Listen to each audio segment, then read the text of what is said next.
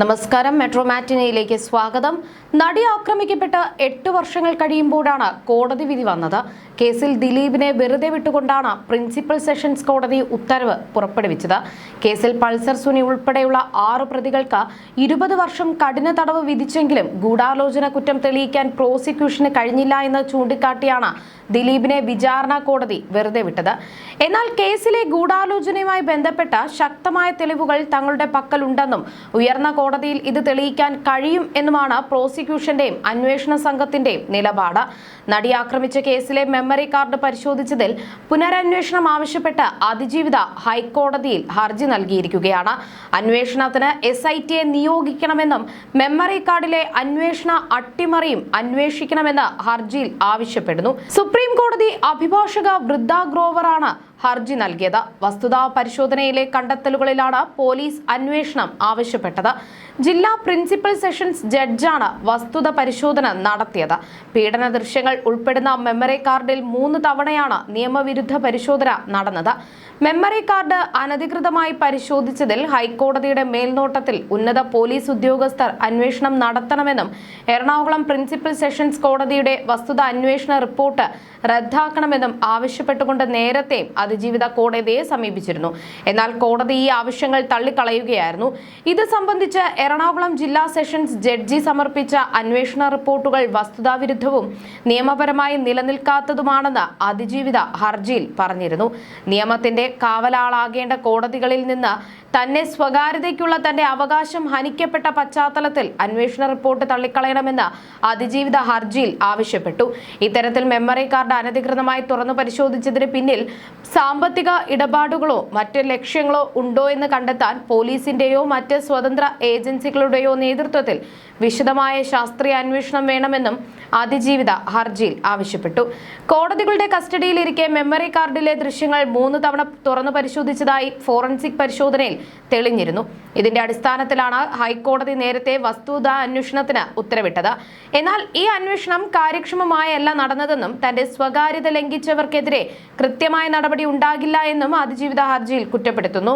എന്നാൽ ഈ അന്വേഷണം കാര്യക്ഷമമായല്ല നടന്നതെന്നും തന്റെ സ്വകാര്യത ലംഘിച്ചവർക്കെതിരെ കൃത്യമായ നടപടി ഉണ്ടായില്ലെന്നും അതിജീവിത ഹർജിയിൽ കുറ്റപ്പെടുത്തുന്നു. മെമ്മറി കാർഡിലെ ദൃശ്യങ്ങൾ പകർത്തിയിട്ടുണ്ടോ അല്ലെങ്കിൽ മറ്റാർക്കെങ്കിലും കൈമാറിയിട്ടുണ്ടോ എന്നതിനെക്കുറിച്ച് ശാസ്ത്രീയമായ തെളിവുകൾ ശേഖരിക്കാൻ അന്വേഷണം നടത്തിയവർ തയ്യാറായില്ല എന്ന് ഹർജിയിൽ പറയുന്നു. 2018 ജനുവരി 9 മെമ്മറി കാർഡ് നിയമവിരുദ്ധമായി പരിശോധിച്ചത് അങ്കമാലി മജിസ്ട്രേറ്റ് ആണെന്ന് റിപ്പോർട്ടിൽ പറഞ്ഞിരുന്നു. Angamaly magistrate Leena Rasheed memory card പരിശോധിച്ചത് രാത്രി 9:58 കണ്ടെത്തിയിരുന്നു. ജില്ലാ പ്രിൻസിപ്പൽ സെഷൻസ് കോടതി bench clerk 2018 December 13 memory card പരിശോധിച്ചു. ബെഞ്ച് ക്ലർക്ക് മഹേഷ് മോഹനാണ് നിയമവിരുദ്ധമായി മെമ്മറി കാർഡ് പരിശോധിച്ചത്. രാത്രി 10:58 മഹേഷ് മോഹൻ മെമ്മറി കാർഡ് പരിശോധിച്ചതെന്നും റിപ്പോർട്ടിലുണ്ടായിരുന്നു. ദൃശ്യങ്ങൾ കണ്ട മൊബൈൽ ഫോണുകൾ നഷ്ടപ്പെട്ടു എന്ന ജീവനക്കാരുടെ മൊഴികൾ അതേപടി വിശ്വസിച്ച അന്വേഷകർ ആ ഫോണുകൾ കണ്ടെത്താനുള്ള നടപടികൾ സ്വീകരിച്ചില്ല. ദൃശ്യങ്ങൾ അടങ്ങിയ പെൻഡ്രൈവ് 5 മാസത്തോളം ജില്ലാ സെഷൻസ് കോടതിയിൽ സീനിയർ ക്ലർക്കിന്റെ കൈവശം അനധികൃതമായി ഇരുന്നിട്ടും അതിനെക്കുറിച്ച് തുടരന്വേഷണം നടത്തിയില്ല എന്നും ഹർജിയിൽ പറയുന്നുണ്ട്. കൂടാതെ അന്വേഷണ നടപടികളിൽ നിന്ന് തന്നെ ബോധപൂർവം അകറ്റി നിർത്തിയെന്നും മൊഴിപ്പകർപ്പുകൾ നൽകിയില്ല എന്നും അതിജീവിത ആരോപിക്കുന്നു. 2017 ഫെബ്രുവരിയിലാണ് അതിജീവിതയായ നടി തൃശൂരിൽ നിന്ന് എറണാകുളത്തേക്കുള്ള യാത്രക്കിടയിൽ ആക്രമിക്കപ്പെടുന്നതും പ്രതികൾ ഇതിന്റെ ദൃശ്യങ്ങൾ പകർത്തുന്നതും.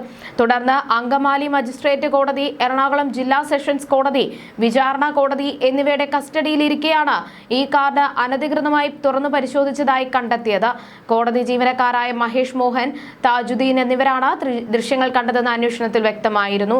മെമ്മറി കാർഡ് സുരക്ഷിതമായി സൂക്ഷിക്കണമെന്ന സുപ്രീം കോടതി നിർദ്ദേശം വിചാരണ കോടതി ജഡ്ജിയായിരുന്ന ഹണി എം വർഗീസ് പാലിച്ചില്ല എന്ന ആക്ഷേപം നേരത്തെ ഉയർന്നിരുന്നു. മെമ്മറി കാർഡ് അതീവ സുരക്ഷിതമായി സൂക്ഷിക്കണമെന്നായിരുന്നു സുപ്രീം കോടതിയുടെ നിർദ്ദേശം. 2019 നവംബർ 29 ഇത് സംബന്ധിച്ച് വിചാരണ കോടതിക്ക് സുപ്രീം കോടതി നിർദ്ദേശം നൽകിയത്. മെമ്മറി കാർഡ് പരിശോധിക്കുമ്പോൾ മൊബൈൽ ഫോണോ ദൃശ്യം പകർത്താൻ സാധ്യതയുള്ള ഇലക്ട്രോണിക് ഉപകരണങ്ങളോ അനുവദിക്കരുതെന്നും നിർദ്ദേശം ഉണ്ടായിരുന്നു.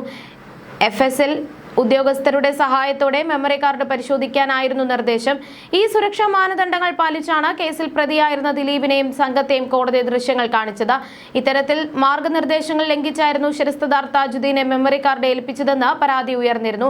താജുദ്ദീൻ സ്വന്തം മൊബൈലിൽ മെമ്മറി കാർഡ് പരിശോധിച്ചു. മെമ്മറി കാർഡ് പരിശോധിച്ച മൊബൈൽ ഫോൺ നഷ്ടമായി എന്ന് താജുദ്ദീന്റെ മൊഴി നൽകിയിരുന്നു.